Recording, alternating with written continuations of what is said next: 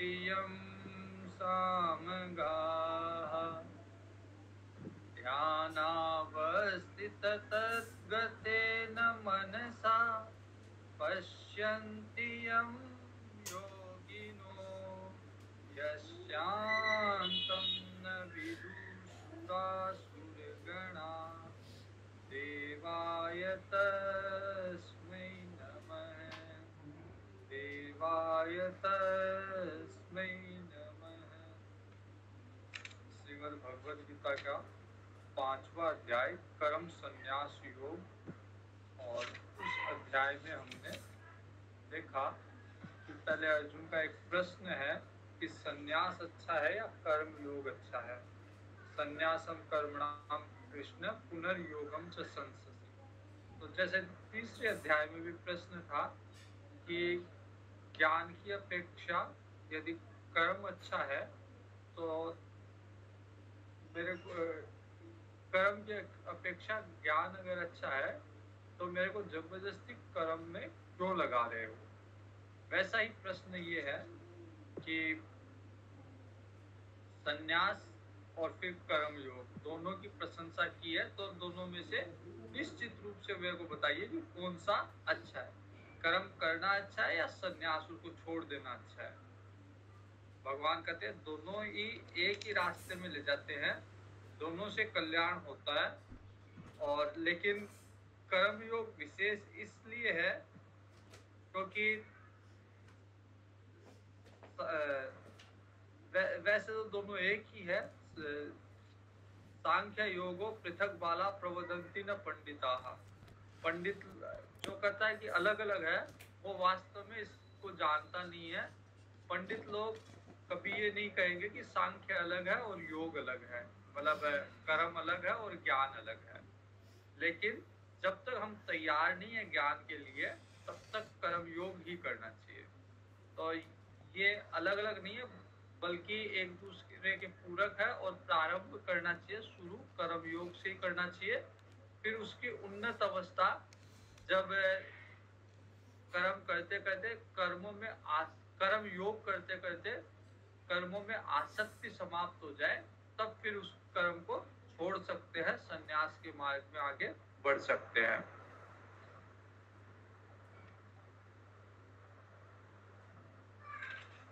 फिर भगवान ने बताया कि सब कार्य करते हुए कैसे निर्लिप्त रहा जा सकता है। उदाहरण है पद्म पत्र इवाम भसा, जैसे जल में कमल का फूल। तो कीचड़ में रहते हुए भी, जल में रहते हुए भी निर्लिप्त रहता है, वैसे ही हमें संसार में संसार के सारे कार्य करते हुए भी निर्लिप्त भाव से रहना चाहिए। और जो भी कर्म करते हैं वो आत्म शुद्ध है, आत्मा की शुद्धि के लिए ही करना चाहिए और कोई प्रयोजन नहीं होना चाहिए कर्म करने का। तुलसीदास जी जब रामचरितमानस लिखते हैं तो कहते स्वांत सुखाय तुलसी रघुनाथ गाथा भाषा निबंध मति मंजुल मातन होती।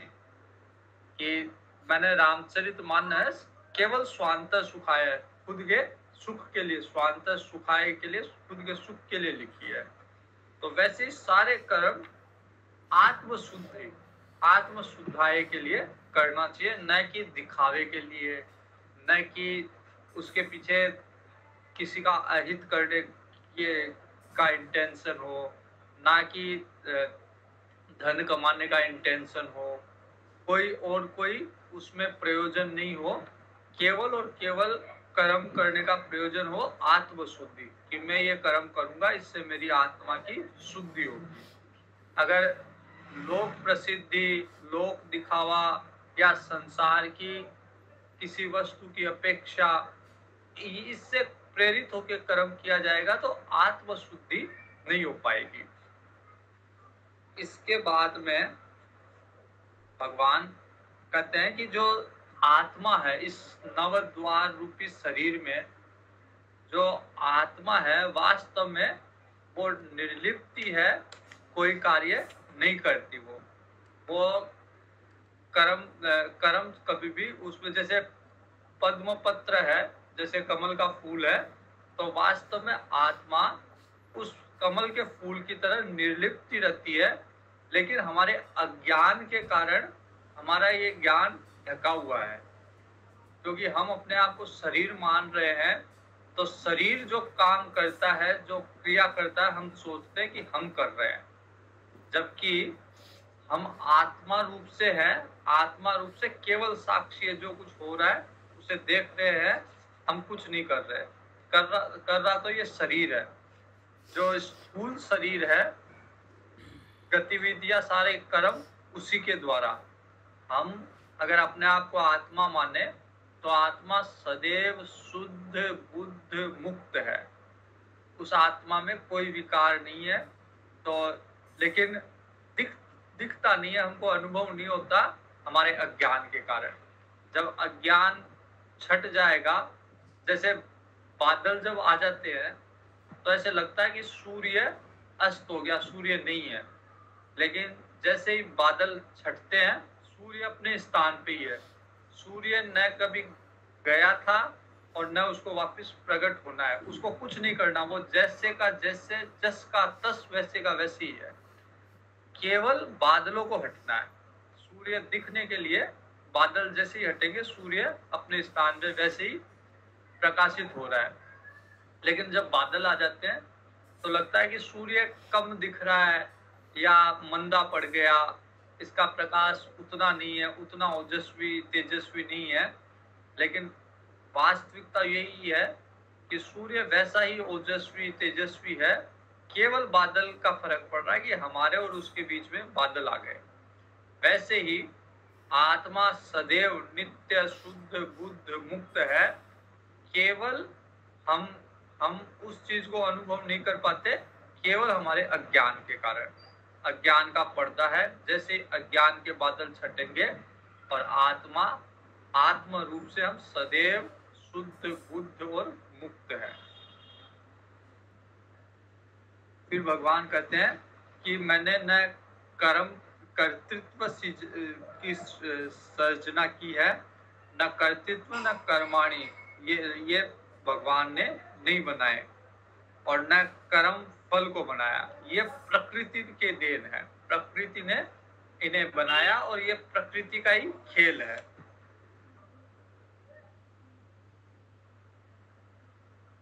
ज्ञान के द्वारा, अच्छा अज्ञान है तो वो अज्ञान जाएगा कैसे?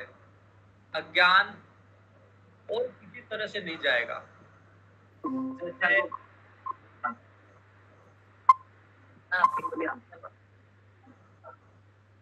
अज्ञान जाने का और कोई रास्ता नहीं है। कितना ही दान करो, कितना ही पुण्य करो, कितनी तीर्थ यात्रा करो, जैसे अंधेरा है, अंधेरा किससे जाएगा? अंधेरा केवल जाएगा तो प्रकाश से जाएगा। तो विपरीत स्वभाव को जब तक नहीं लाओगे, जैसे अंधेरा है, प्रकाश नहीं करोगे तब तक अंधेरा नहीं जाएगा। वैसे ही अज्ञान है, मूल में क्या आया कि आत्मा वैसी की वैसी शुद्ध बुद्ध मुक्त है, लेकिन हमको दिख नहीं रही हमारे अज्ञान के कारण। जैसे सूर्य दिख नहीं रहा बादल के कारण। तो अब इस अज्ञान को कैसे हटाए? तो अज्ञान और किसी तरह से नहीं हटेगा। जैसे अंधेरा और किसी तरह से नहीं हटेगा, कितनी आवाज करो, कितना ही आप ताली बजाओ, कितना ही आप प्रयास करो, जब तक प्रकाश नहीं होगा तब तक अंधेरा नहीं जाएगा। वैसे ही ये अज्ञान जो कि हमें देखने नहीं दे रहा अपने खुद के आत्म स्वरूप को, आत्मा को देखने नहीं दे रहा, तो उसको हटाने का और कोई साधन नहीं है। एक ही साधन है अज्ञान को हटाने का। अज्ञान हटेगा ज्ञान से। तो जब ज्ञान होगा, अज्ञान अपने आप चला जाएगा और फिर आत्म स्वरूप को, आत्मा को वैसे का वैसे देखेंगे जैसा शास्त्र में लिखा हुआ है, शुद्ध बुद्ध मुक्त। तेषाम आदित्यवत ज्ञानम प्रकाशयति तत्परम।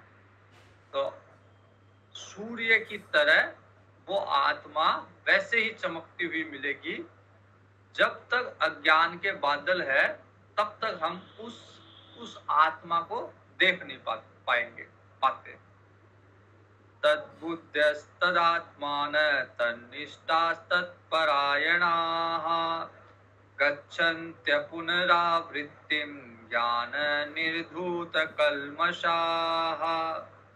तो जिसका मन भगवान में लग चुका, तद्रूप हो गया, जिसका मन, जिसकी बुद्धि तद्रूप हो गई, भगवान में लग गई, उसका निरंतर उसकी वृत्ति केवल भगवान में है, भगवान के अलावा उसकी वृत्ति अब इधर उधर नहीं जा रही। ऐसे तत्परायण पुरुष अपने ज्ञान के द्वारा सारे पापों का नाश करके अपुनरावृत्ति मतलब भगवान के परम पद को उन्होंने प्राप्त कर लिया।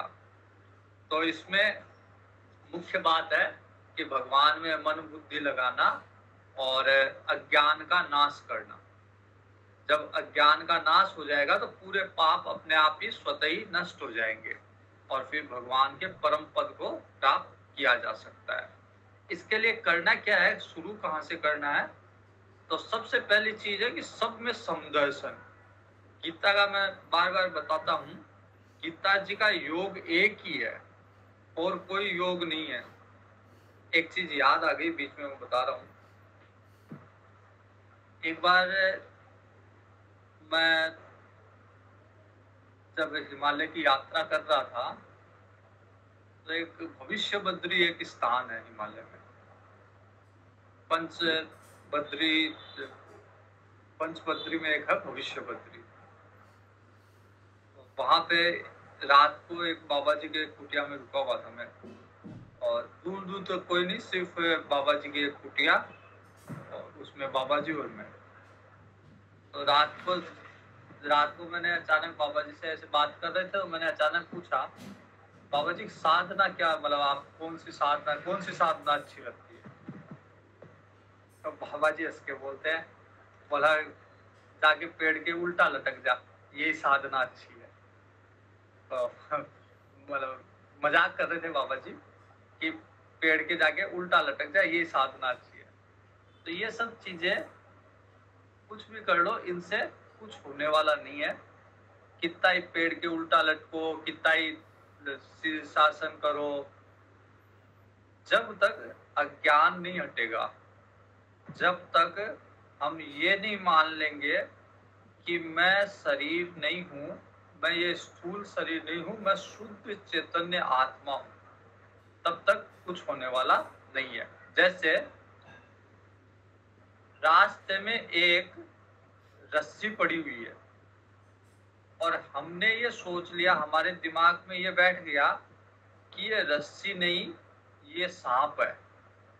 अब हमारा दिमाग ये सोच रहा है कि ये सांप है, ये सांप है, ये सांप है। अब वो सांप जाएगा कैसे? वो सांप, कोई सपेरे को बुलाओ, उससे बीन बजाओ, तब वो सांप जाएगा, या लकड़ी लेके आओ, लकड़ी से सांप को मारो तो वो सांप जाएगा। कैसे जाएगा वो सांप? और कोई रास्ता नहीं है उस सांप को भेजने का। एक ही रास्ता है कि अच्छे से प्रकाश करो और देखो उसको कि क्या है वो। अगर अच्छे से देख लिया कि ये सांप नहीं, ये तो रस्सी है, फिर डर नहीं लगेगा उससे। वैसे ही संसार का जो कष्ट है, वो कष्ट कैसे जाएगा? एक ही तरीका है उस सांसारिक कष्ट से दूर करने का, कि अच्छे से ज्ञान के प्रकाश में अपने स्वरूप को देखो कि मैं कौन हूं। जब अपने स्वरूप को देख लेंगे कि मैं तो शुद्ध चैतन्य आत्मा हूं, फिर संसार का कष्ट पीड़ा नहीं देगा। जब तक इस संसार का कष्ट पीड़ा दे रहा है, जब तक हमने अपने आप को स्थूल शरीर मान लिया। तो जिस दिन हम अपने आप को शुद्ध आत्मा मानने लग जाएंगे, फिर संसार का कोई भी कष्ट, कोई भी परिस्थिति हमें पीड़ा नहीं देगी। एक उपनिषद है, ईशावास्य उपनिषद।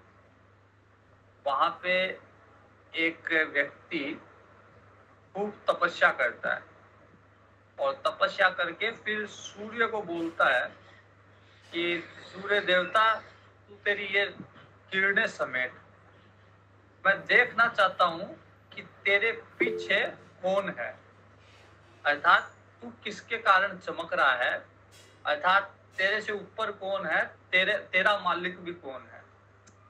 तो मैं देखना चाहता हूँ सूर्य देवता कि तेरे पीछे कौन है, तू तेरी किरणें समेट। और वो कहता है कि मैं इसलिए केवल अपने मन से नहीं कर रहा, मैंने इतनी तपस्या की हुई है, मैंने इतना सत्य धर्म का पालन किया हुआ है कि मैं अधिकारी हूं देखने का। तो इसलिए तू तेरी किरणें समेट और मैं देखूंगा कि तेरे पीछे कौन है। फिर क्योंकि वास्तव में वो उसने तपस्या की हुई थी, अपने सत्य धर्म का पालन किया हुआ था। जब सूर्य देव ने अपनी किरणें समेटी तो वो देख के उसको आश्चर्य हुआ कि सूर्य के पीछे वो स्वयं बैठा है और उसी का स्वरूप है। तो पूरे ब्रह्मांड को चलाने वाले हम लोग ही हैं, वो एक ही आत्मा, अखंड आत्मा जो ब्रह्मांड को चला रही है, हमारा स्वरूप वही है।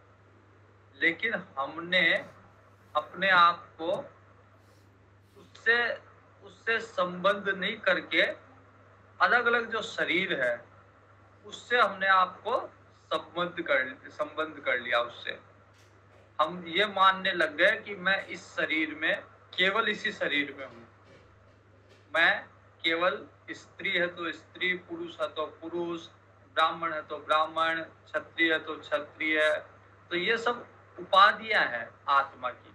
आत्मा ये नहीं है, हमारा खुद का स्वरूप ये नहीं है, बल्कि ये सब उपाधियां हैं। जितना जहां तक जिसको हम मैं कहते हैं कि मैं ये हूँ, मैं ये हूँ, मैं ये हूँ, वास्तव में ये कुछ भी मैं नहीं हूँ, ये सब मेरी उपाधियां हैं और उपाधियां बदलती रहती है। जैसे जैसे इसका अच्छा उदाहरण है कि एक लड़की होती है, कन्या होती है। कन्या कन्या का गोत्र होता है जिस परिवार में वो जन्म लेती है, और जैसे ही उसका विवाह हुआ उसका गोत्र परिवर्तित हो गया। तो इसके लिए उसको कुछ करना नहीं पड़ा, केवल विवाह किया और गोत्र परिवर्तित करने के लिए कुछ नहीं करना पड़ा, विवाह होना ही पर्याप्त है। विवाह होते ही गोत्र अपने आप परिवर्तित हो गया। वैसे ही जब तक हम ये मानेंगे कि मैं स्थूल शरीर हूँ, मैं संसार का अंग हूँ, तब तक संसार के सारे कष्ट, जैसे कन्या जब तक पिता के गोत्र में थी तो किसी भी पूजा पाठ में उसका गोत्र पिता वो वाला ही गोत्र था, तो सारे धर्म उसके उस गोत्र से चलते थे। तो जब तक हम ये मानेंगे कि हम स्थूल शरीर है, संसार के सारे कष्ट, सारे सुख, सारे दुख, उससे हमारा नाता रहेगा। जब हम ये मानने लग जाएंगे, मान्यता परिवर्तित हो जाएगी कि मैं स्थूल शरीर नहीं, मैं शुद्ध चैतन्य आत्मा हूँ, तो फिर संसार वाले धर्म लागू नहीं होंगे। जैसे कन्या का विवाह के बाद गोत्र परिवर्तित हो गया, तो अब पहले वाले गोत्र के धर्म लागू नहीं है, अब नया जो गोत्र है ससुराल वाला, उसके धर्म लागू है। तो स्थूल देह से आसक्ति हटते ही अब स्थूल देह के धर्म उस पर लागू नहीं है। उसको सुख दुख कष्ट ये सब स्थूल शरीर के धर्म है। तो जैसे ही मान्यता परिवर्तित हो गई कि मैं स्थूल शरीर नहीं, मैं आत्मा हूँ, फिर वो आत्मा का एक ही धर्म है, शुद्ध है, बुद्ध है, मुक्त है। तो उसको वो अपने शुद्धतम स्वरूप में, बुद्ध मतलब ज्ञान के स्वरूप में, और मुक्त मोक्ष के स्वरूप में वो विद्यमान होगा।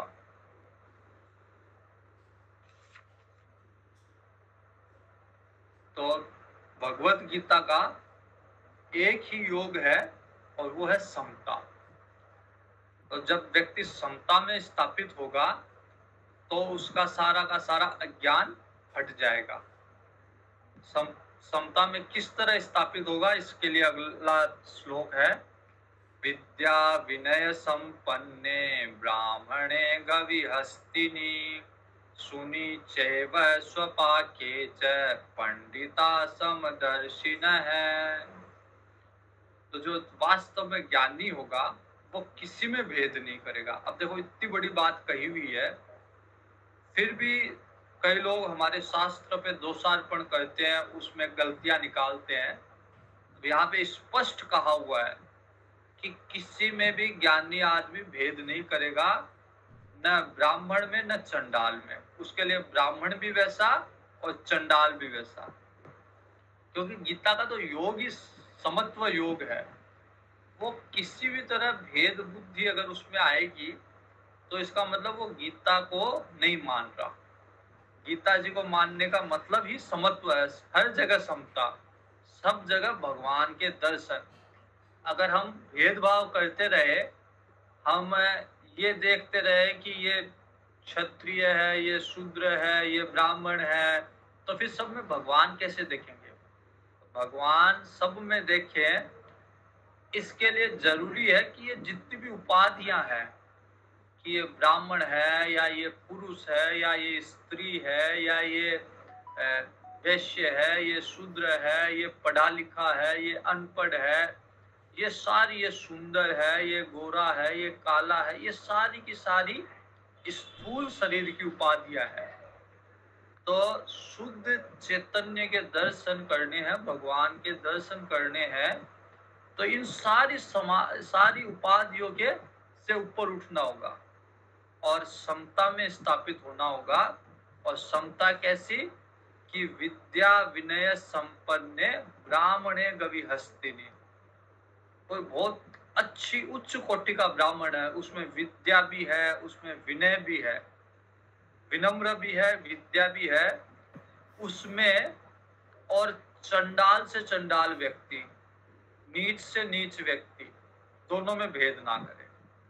जैसा उसके लिए ब्राह्मण है उच्च कोटि का, पढ़ा लिखा, विनय संपन्न, नम्र ब्राह्मण है, सारे गुणों से संपन्न, वैसा ही उसके लिए चंडाल है। अगर इतनी समानता आ जाए तब फिर अज्ञान जाएगा, अन्यथा ज्ञान नहीं जाएगा। विद्या विनय संपन्ने ब्राह्मणे गविहस्तिनि, गाय में और हाथी में समता करे। जैसा सम्मान गाय का वैसा ही सम्मान हाथी का। अगर किसी में यह समता स्थापित हो जाए, हाथी मतलब बड़े से बड़ा जानवर, और गाय जो मतलब शुद्ध सात्विक उपाधि है उसमें, और किसी भी जानवर में, चाहे जहरीले से जहरीला जानवर हो, चाहे खूंखार से खूंखार जानवर हो, किसी में भेद ना करे। सुनी चेव स्वपाके च, कुत्ते में, हाथी में, गाय में, चंडाल में, सब में समदर्शी, क्योंकि सब में भगवान का ही रूप है। चींटी से लेके हाथी, जो भी चैतन्य है, जिसमें भी जीव है, सब भगवान का रूप है। तो किसी भी तरह से इनमें कोई भेदभाव ना करे। उसके लिए ब्राह्मण भी वैसा, चंडाल भी वैसा, कुत्ता भी वैसा, गाय भी वैसी, हाथी भी वैसा, सब बराबर उसके लिए, क्योंकि वो उपाधि नहीं देख रहा। अगर जैसे गाय को हम पूजा क्यों करते हैं गाय की? क्योंकि गाय बहुत सात्विक प्राणी है, शुद्धतम शुद्ध सात्विक रूप है गाय का। लेकिन जो ज्ञानी है उसके लिए अब सब बराबर हो गए, सात्विक, सत्व, रजस, तमस सब बराबर है उसके लिए। तो वो गाय में, कुत्ते में भी भेद नहीं करेगा। उसके लिए जैसी गाय वैसा ही कुत्ता, सब में, क्योंकि भगवान के दर्शन कर रहा वो। हम लोग क्योंकि इस लायक नहीं है कि सब में भगवान के दर्शन करें। इसलिए कहा जाता है कि पहले और किसी में नहीं तो गाय में भगवान के दर्शन करो, गौ माता है, गौ माता में भगवान के दर्शन करो। लेकिन जो ज्ञानी है, जो सब में ही भगवान के दर्शन कर रहा है, उसके लिए गाय भी वैसी, कुत्ता भी वैसा। तो ये चीजें पब्लिक में नहीं कही जा सकती। पब्लिक में, क्योंकि पब्लिक की अभी आम लोगों की बुद्धि जो है इतनी विकसित नहीं है ये सब सुनने के लिए। उनको अगर ये कहो कि गाय और कुत्ता बराबर है तो वो 10 बातें आपको ही सुना के चले जाएंगे। वो इस बात को समझने के लिए तैयार नहीं है। इसलिए उनके लिए वो गाय की पूजा कर रहे हैं, बढ़िया, वो ही करें, उनके लिए वही ठीक है। लेकिन जो ज्ञानी है, जो इस तत्व को जानता है कि सब में ही भगवान है और समान रूप से हरि व्यापक सर्वत्र समाना, भगवान सब में एक जैसे हैं, समान है, कहीं कोई अंतर नहीं है। तो जो इसमें इस सिद्धांत को मानेगा, हरि व्यापक सर्वत्र समाना, भगवान सब जगह सब में और समान रूप से है, किसी में छोटा बड़ा नहीं, उसके लिए फिर कोई भेद नहीं। इहेवते जित सर्गो येषाम साम्य स्थित मन है, जिसका ऐसी समता में मन स्थापित हो गया हो, इस तरह की समता जिसमें कोई भेद है ही नहीं, सबको वो बराबर मान रहा है, दुश्मन से दुश्मन को, दोस्त से दोस्त, गाय से लेके हाथी से लेके कुत्ते तक, ब्राह्मण और चंडाल, सबको बराबर मान रहा है। तो ऐसे लोगों के लिए ते यह तेर जित सर्ग, यहाँ पे उन्होंने मुक्ति प्राप्त कर ली। फिर उनको ये नहीं, जैसे बोलते हैं ना मरने के बाद मुक्त होगा, नहीं, जीते जी मुक्त हो गया वो। निर्दोषम ही समम ब्रह्म तस्मात् ब्रह्मणि ते स्थिताः। पूरी गीता जी में अगर कोई बात ध्यान करने लायक है ना, वो इस आदि पंक्ति को अगर ध्यान कर लोगे तो पूरी गीता जी समझ में आ जाएगी कि ब्रह्म का, भगवान का रूप क्या है। अगर भगवान का रूप पता है तो हम भगवान के अंश हैं। हम उस रूप का ध्यान अगर कर ले भगवान का, तो हम वैसे ही बन जाएंगे। तो भगवान का केवल आदि पंक्ति में रूप दिया हुआ है, ब्रह्म का केवल आदि श्लोक की आधा श्लोक में कहा गया है, निर्दोषम ही समम ब्रह्म, बस इतना ही। भगवान का दो ही स्वरूप है, निर्दोष और सम। तो केवल दो गुण यदि हम में आ जाए तो हम ब्रह्मी हैं, ब्रह्म के बराबर ही है, भगवान के बराबर ही है।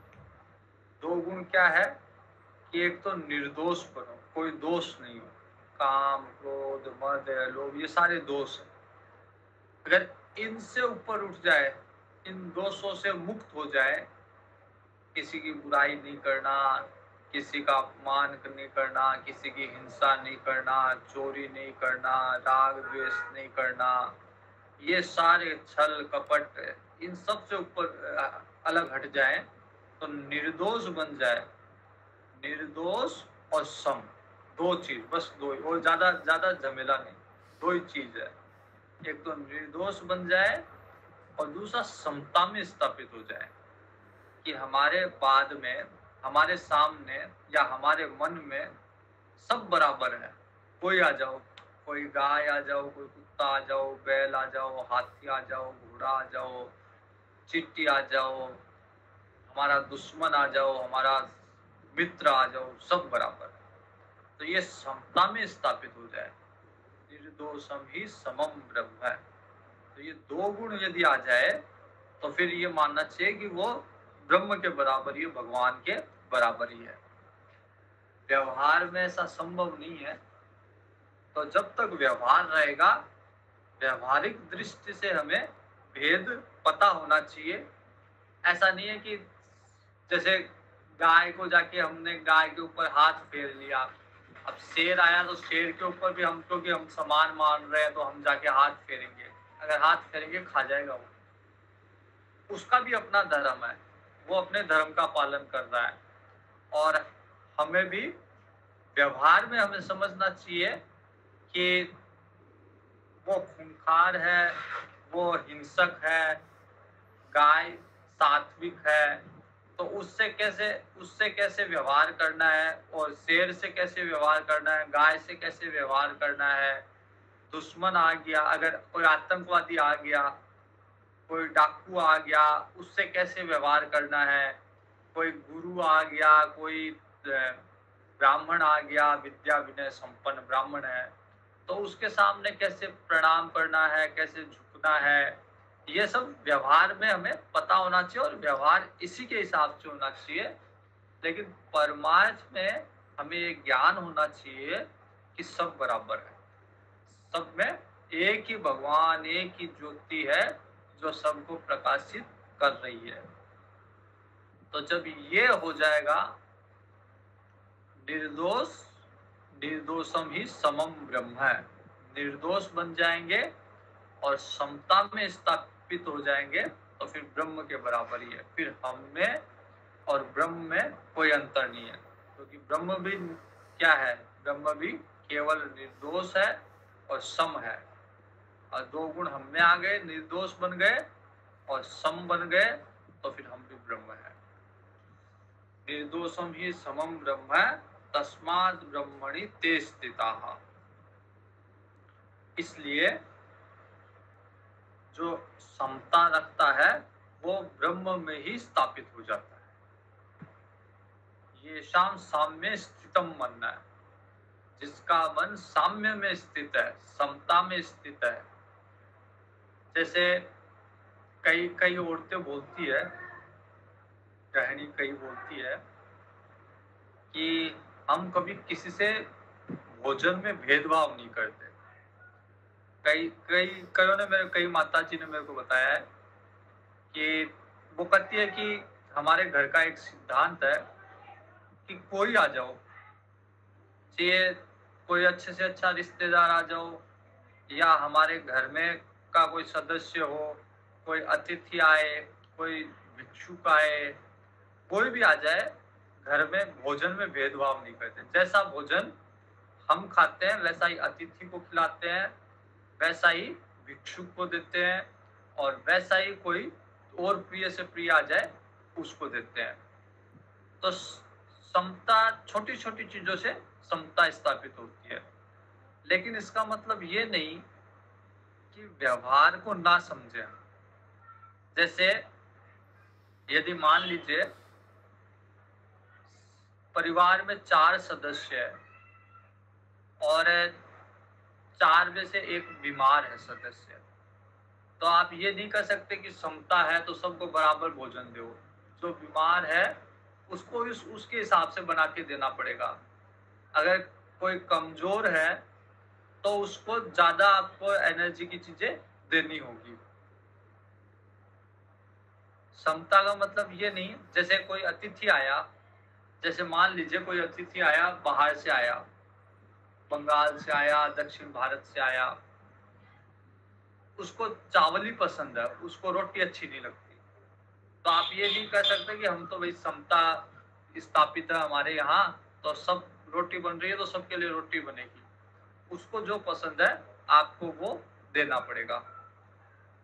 लेकिन मन में दुर्भावना नहीं है, मन में भेदभाव नहीं है, मन में ये भाव नहीं है कि मैं मेरे वाले को अच्छा भोजन दूं और दूसरा कोई अतिथि आया है, कोई भिक्षु आया है, कोई बाहर से कोई आया है, या कोई घर में नौकर रह रहा है, उसको मैं हल्का भोजन कराऊं। तो जब मन के ये भाव नहीं रहेंगे, फिर आवश्यकता के अनुसार व्यवहार में जो भी ऊपर नीचे है वो उसको करते हुए आप समता में स्थापित हो जाओगे। लेकिन मन में अगर भेदभाव रहा कि ये मेरा है, इसको अच्छा भोजन कराऊं, ये तो अभी आया है चला जाएगा, इसको, ये तो भिक्षु है, इसको तो कैसा भी भोजन करा दो, इसको कल का भोजन इसको करा दो, तो मन में अगर भेदभाव रहेगा तो फिर सत्ता में स्थापित नहीं हो और भगवान से बहुत दूर। क्योंकि भगवान का स्वरूप यही है, निर्दोषम ही समम ब्रह्म है। तो जब तक मन में कोई छल कपट रहेगा, काम क्रोध मद लोभ ईर्ष्या द्वेष ये सब रहेंगे और भेदभाव रहेगा, तब तक ब्रह्म से बहुत दूर हो, भगवान से बहुत दूर हो। और केवल ये दो चीज आ जाए तो फिर आप और भगवान में कोई अंतर ही नहीं है, एक ही स्वरूप हो जाएगा। न प्रहिष्येत् प्रियं प्राप्य नो द्विजेत् प्राप्य चाप्रियम् स्थिरबुद्धि असम्मूढः ब्रह्मविद् ब्रह्मणि स्थितः। जो व्यक्ति प्रिय की प्राप्ति में खुश ना हो और अप्रिय की प्राप्ति में दुखी ना हो, समता में स्थापित होना मतलब प्रिय अप्रिय कुछ नहीं है उसके लिए। प्रिय अप्रिय तो हमारे अंदर तभी है कि जब हम समता में स्थापित नहीं हुए, हम ये मानते हैं कि ये चीज मेरे अनुकूल है, ये प्रतिकूल है, तब हम कहते हैं कि ये मेरे को प्रिय है और उसको देख के उसको उसका भोग करके उसको प्राप्त करके हमें खुशी होती है। और जो अप्रिय है हम ये मान बैठे कि ये मेरे प्रतिकूल है, तो फिर हम उससे द्वेष करेंगे। वो प्राप्त होने पे उसका भोग होने पे हमें अच्छा नहीं लगेगा। तो ये जब तक ये भाव रहेगा प्रिय अप्रिय का, तब तक समता में स्थापित नहीं हुआ जाएगा। तो जो समता में स्थापित है वो प्रिय की प्राप्ति में खुश नहीं होता और अप्रिय की प्राप्ति में दुखी नहीं होता। न प्रहिष्येत् प्रियं प्राप्य नो द्विजेत् प्राप्य चाप्रियम् स्थिर बुद्धि असम्मूढ़ो ब्रह्मविद् ब्रह्मणि स्थितः। तो इस तरह से जिसकी बुद्धि स्थिर बुद्धि है, संशय रहित, एकदम दृढ़ अपने बात पे अपने सिद्धांत पे दृढ़ता से स्थिर बुद्धि जिसकी है, वो भगवान में एक ही भाव में स्थित है। मतलब वो भगवान का ही स्वरूप है, उसमें और भगवान में कोई अंतर नहीं है। अब ये बातें मतलब लोगों को समझाओ तो भी उनके कितनी समझ में आए ना आए वो अलग बात है, लेकिन समझाना ही बड़ा कठिन है, क्योंकि व्यवहार इससे एकदम अलग चलता है। संसार में जैसे हम देखते हैं, व्यवहार में देखते हैं कि कोई इन सब चीजों का पालन नहीं कर रहा, कोई समता, किसी में समता नहीं है। अगर किसी को कहो कि प्रिय प्राप्ति में खुश ना हो, तो वो मतलब आपकी तरफ देखेगा कि क्यों नहीं हूँ, वो बोलेगा क्यों नहीं हूँ भाई, मेरे को अच्छी चीज है, अच्छी चीज में तो सभी खुश होते हैं। लेकिन उसको इस रहस्य का पता नहीं है कि समता क्या है, समता का महत्व है, क्योंकि ग्रंथ उसने पढ़े नहीं, उसने कभी स्वाध्याय किया नहीं, तो उसको ये उसके लिए एक रहस्य है। तो वो इस चीज में खुश होता है कि अगर थोड़ा सा अच्छा मिल जाए वो खुश होता है और वो उसी को सही मानता है। और जब वो अच्छी चीज उसके पास से चली जाए तो वो उसके लिए व्याकुल हो जाता है, दुखी हो जाता है। फिर वो खुशी के लिए उस अच्छी चीज को ढूंढता रहता है, और जब मिल जाए वापस खुश हो जाएगा, नहीं मिले दुखी हो जाएगा। तो इस सुख दुख में उसका जीवन कट जाता है। उसको ये नहीं पता कि सुख दुख से ऊपर उठने का तरीका समता में स्थापित होना है, जहां प्रिय प्राप्ति में खुशी नहीं और अप्रिय प्राप्ति में दुख नहीं। अगर लोगों को ऐसे बताओगे तो लोग बोलेंगे ऐसा जीवन, ऐसा क्या बोलते हैं उसको, मतलब रसहीन जीवन है। उनको ऐसा लगेगा कि इस तरह के जीवन में तो कोई, अंग्रेजी में बोलते हैं ना, थ्रिल नहीं है, कोई मजा नहीं है इस तरह के जीवन में। ऐसा मतलब निरस जीवन है ये एक तरह से। लेकिन आनंद की प्राप्ति इसी समता से हो सकती है, जब प्रिय अप्रिय में मन जो है समान रहे, स्थिर रहे, संशय ना रहे, मन में कोई उद्वेग उत्पन्न ना हो, वृत्ति बहुत ज्यादा ऊपर नीचे ना हो, स्थिर स्थापित हो, उसी से आनंद की प्राप्ति होती है। बाकी सुख दुख ये तो फिर मतलब चलता रहता है। इसमें ही अगर उलझे रहेंगे तो ये तो लास्ट तक ऐसे ही चलेगा, संसार ऐसे ही चलेगा। तो संसार के इन सुख दुखों से निकलना है तो समता में स्थापित करो। शुरू में लग सकता है कि लगे कि ये बड़ा निरस टाइप का जीवन है, लेकिन एक बार जब बुद्धि मन समता में स्थापित हो जाएगा फिर आनंद आने लगेगा। अभी केवल सुख मिल रहा है, आनंद नहीं है वो। जब सुख होगा तो उसका विपरीत दुख भी होगा, लेकिन जब आनंद आएगा तो आनंद का कोई विपरीत नहीं है, आनंद केवल आनंद है। आनंद के समय फिर दुख कोई चीज होती नहीं है, दुख का कोई नाम ही नहीं है। जैसे दिन के बाद रात, रात के बाद दिन, ये कहाँ होता है? ये केवल पृथ्वी लोक पे होता है। दिन और रात केवल पृथ्वी लोक पे होता है।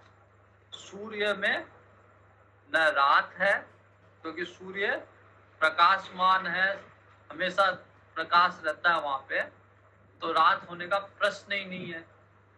और सूर्य में दिन भी नहीं है, क्योंकि दिन तो तब है जब रात है। दिन, केवल दिन कोई चीज नहीं है, दिन तब है जब रात है। तो सूर्य में जो है वो दिन नहीं है, केवल प्रकाश है, वहां प्रकाश ही उसका स्वरूप है वो। वैसे ही सुख और दुख ये संसार की चीजें हैं, सुख दुख संसार की चीजें। परमार्थ में दुख तो है ही नहीं परमार्थ में, और सुख भी वो सुख नहीं है जो दुख के बदले में मिलता है या दुख का विपरीत है, वो सुख नहीं है। जो है वो आनंद है, और आनंद का कोई विपरीत नहीं है, आनंद उसका स्वरूप है। आत्मा का स्वरूप आनंद है, सच्चिदानंद। जब बोलते ना सच्चित और आनंद, तो भगवान का स्वरूप यही है, आनंद स्वरूप। इसलिए कहते हैं जो आनंद सिंधु सुख राशि, भगवान राम के लिए कहा गया है कि जो आनंद का समुद्र है, जो आनंद सिंधु सुख राशि, ईश्वर अंश जीव अविनाशी, चेतन अमल सहज सुख राशि। तो सुख राशि, वो सुख राशि क्या है? आनंद। और आनंद कैसे मिलेगा? समता में स्थापित होके। सुख दुख रहेगा तब तक आनंद मिलेगा ही नहीं, समता में स्थापित होने के बाद आनंद मिलेगा। और समता में स्थापित और निर्दोष, जब तक दोष रहेंगे, जब तक अब किसी से द्वेष रहेगा तो समता में स्थापित कैसे होंगे? आपको तो द्वेष है, तो जिससे द्वेष है उससे, और जिसको देख के आप खुश हो रहे हो उससे, तो दोनों में भेद बुद्धि रहेगी। तो जब तक दोष रहेगा, किसी भी तरह का दोष, काम क्रोध मद लोभ, कुछ भी दोष है। अब लोभ है, लोभ किसका है? पैसे का है। तो पैसे का लोभ है, इसका मतलब पैसा प्रिय लग रहा है। तो पैसे में और मिट्टी में अंतर रहेगा ही रहेगा। तो जिस चीज के प्रति लगाव है, महत्व बुद्धि है उसमें, और जिसमें महत्व बुद्धि नहीं है उसमें आप भेद करोगे। तो जो ज्ञानी होते हैं उसका लगाव किसी में नहीं होता, किसी में उसकी महत्व बुद्धि नहीं होती, सब बराबर उसके लिए। मिट्टी भी वैसी, सोना भी वैसा उसके लिए। अब इसके लिए मन तैयार होता नहीं है, इसलिए लोग इन बातों को सुनना भी पसंद नहीं करते। लेकिन जो साधक है, जो इस तत्व को जानता है, समझता है, जिसका मन थोड़ा शुद्ध हो चुका, पूरा भी नहीं हुआ तो थोड़ा शुद्ध हो चुका, वो सब ये चीजें सुनेगा, बाकी और कोई तो सुनेगा भी नहीं, ये चीजें सुनना भी पसंद नहीं करेगा। जिसका अंतःकरण थोड़ा शुद्ध हो गया वो ये सब चीजें सुनेगा और फिर धीरे धीरे उसमें परिवर्तित आएगा, समता में स्थापित होगा। फिर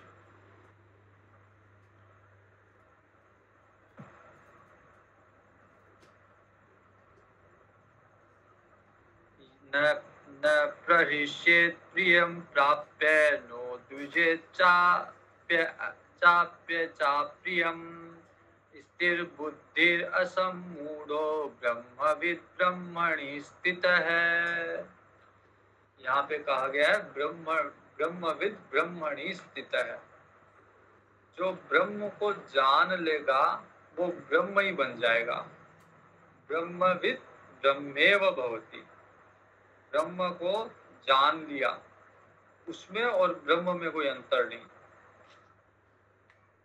ब्रह्म को जान लिया कि ब्रह्म निर्दोषम ही समम ब्रह्म, ये ब्रह्म की परिभाषा है कि ब्रह्म क्या है, निर्दोषम ही समम ब्रह्म है।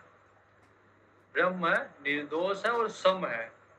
तो ये बात जान ली और निर्दोष बन गए, सम बन गए, तो फिर ब्रह्म ही बन गए। फिर उसमें और ब्रह्म में कोई अंतर बचा ही नहीं। जो स्वरूप ब्रह्म का वही स्वरूप जीव का हो जाएगा। तो कहते हैं जीव से शिव की यात्रा। सारे जीव है, लेकिन जब तक अशुद्धि है, जब तक समता नहीं है, तब तक हम जीव है। और यही जीव जब शुद्ध हो जाएगा तो यही जीव शिव बन जाएगा।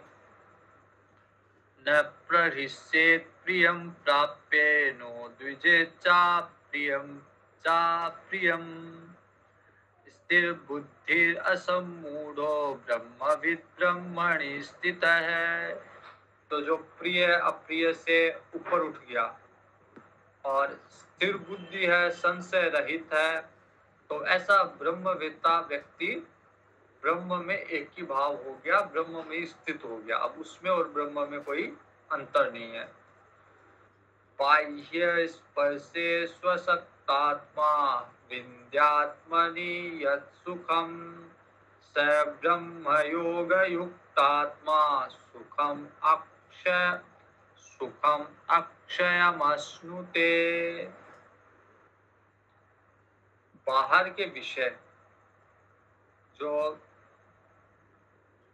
देखना, सुनना, सूंघना, बोलना, ये सब बाहर के विषय है। इंद्रियों ने देखा, इंद्रियों ने सुना, इंद्रियों ने ग्रहण किया, सुगंध ली, स्पर्श किया, ये सब इंद्रियों के विषय है, बाहरी विषय है। तो बाह्य स्पर्शे स्वशक्त आत्मा, तो इन विषयों में आसक्त नहीं है वो। अच्छा देखना, अच्छा सुनना, अच्छा खाना, इनमें अब उसका इंटरेस्ट नहीं है, क्योंकि अच्छे बुरे में ये जो द्वंद्व है अच्छे बुरे का, इससे वो ऊपर उठ रहा है। तो उसका मन नहीं करता, उसके लिए कुछ अच्छा बुरा कुछ नहीं है, वो समता में स्थापित हो रहा है। बाह्य स्पर्शे स्वशक्तात्मा विन्द्यात्मनि यत् सुखम, तो बाहर के विषयों में आसक्ति रहित है, क्योंकि उसका सुख अब उसमें नहीं है ना। आसक्ति कब रहती है कि जब उससे सुख मिले। मतलब जैसे अगर मान लीजिए कुत्ता भी पाल रखा हमने और उसमें उससे सुख मिल रहा है, उसको देख के, उसके साथ खेल के अगर सुख मिल रहा है तब उसमें आसक्ति होगी। अगर सुख नहीं मिल रहा है, वो कुत्ता ही अगर आपको बार बार काट रहा है, तो उससे अगर सुख नहीं मिल रहा, दुख मिल रहा है, तो उसमें आसक्ति नहीं होगी। फिर आप उसको घर में रखोगे नहीं, आप उसको भगा दोगे। तो बाह्य स्पर्शे स्वशक्त आत्मा, बाह्य विषयों में अब वो अनासक्त हो गया। क्या क्या देखना है, क्या सुनना है, क्या खाना है, क्या सुगंध लेना है, इन सब चीजों में उसकी रुचि नहीं है, उसमें आसक्ति नहीं है।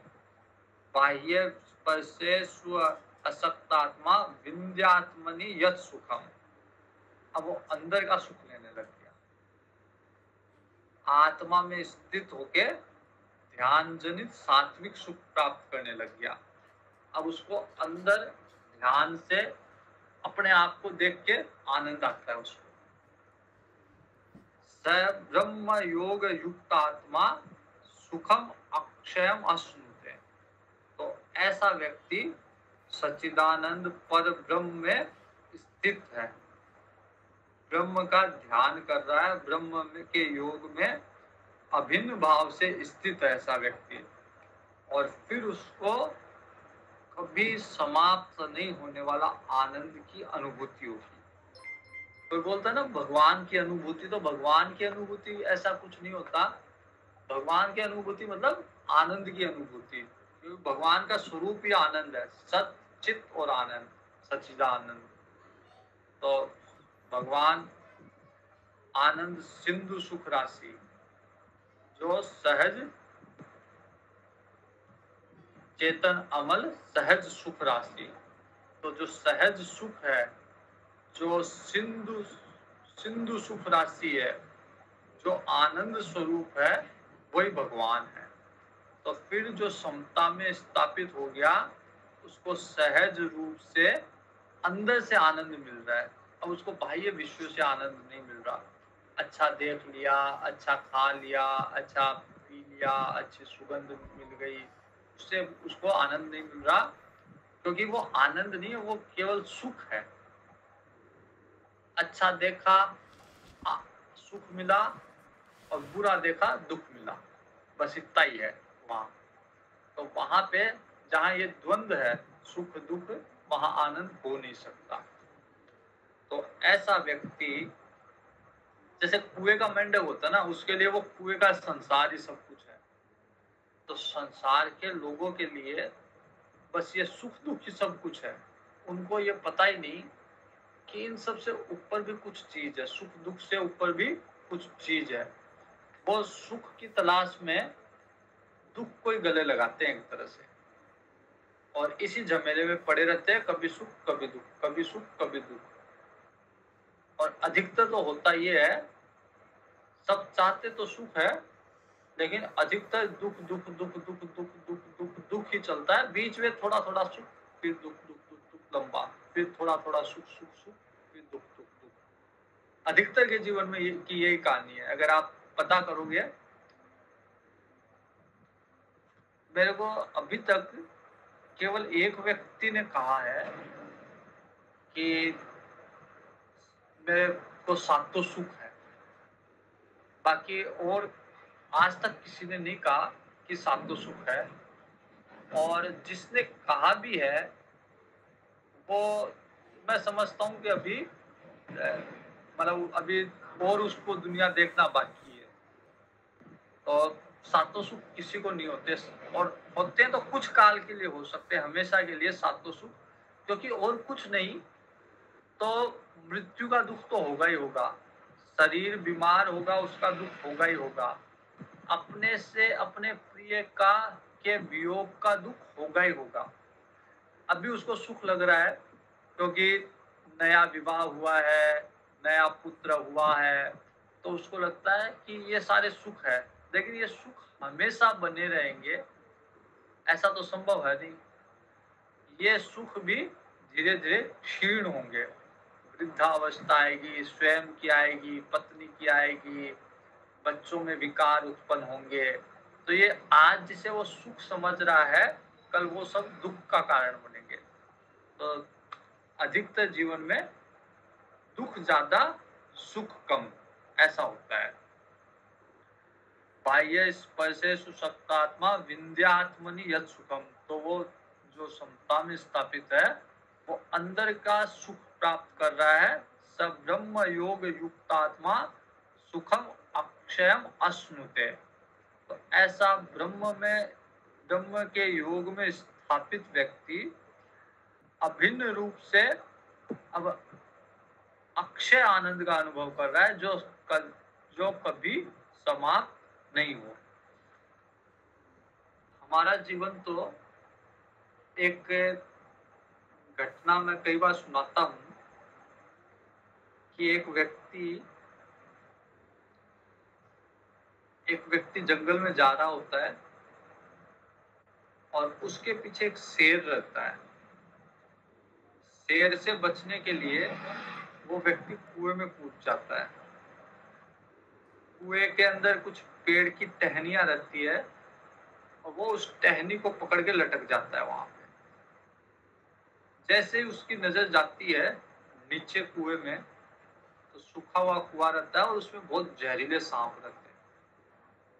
ऊपर देखता तो शेर रहता है, ऊपर भी मृत्यु, नीचे भी मृत्यु, दोनों तरफ मृत्यु, ऊपर नीचे दोनों तरफ मृत्यु से घिरा हुआ है। इसी बीच जिस पेड़ की टहनी में, पुराने कुओं में पेड़ वो होते हैं, पेड़ की टहनियां कुछ निकली हुई होती है, तो इसी बीच पेड़ की टहनी में एक मधुमक्खी का छत्ता है और उस छत्ते से कुछ शहद टपक रहा है। तो ऊपर देखता है मौत, नीचे देखता है मौत, ऊपर शेर नीचे सांप। और जैसे ही वो शहद टपकता है वो आंख बंद करके शहद चाटने लग जाता है। वो उसको सुख मिल रहा है, मौत से घिरा हुआ है, ऊपर भी मौत नीचे भी मौत। और जैसे ही थोड़ा सा भी शहद गिरा उसको चाटने लग गया, उसमें सुख लेने लग गया। तो वैसे ही हमारे हाल है। इसलिए इस द्वंद्व से ऊपर उठ के, इस भय से ऊपर उठ के अगर समता में स्थापित होंगे, निर्दोष जब तक नहीं होंगे तब तक समता में भी स्थापित नहीं होंगे। तो निर्दोष बन के समता में स्थापित होके ब्रह्म के ही समकक्ष आ जाएंगे। फिर न भय है, न भय है, न दुख है। आज यही रखते हैं, अगला श्लोक कल करेंगे। पूर्णमद पूर्णमिदं पूर्णात् पूर्णमुदच्यते पूर्णस्य पूर्णमादाय पूर्णमेवावशिष्यते। ओम शांति शांति शांति। हरि ओम श्री गुरुभ्यो नमः। हरि ओम।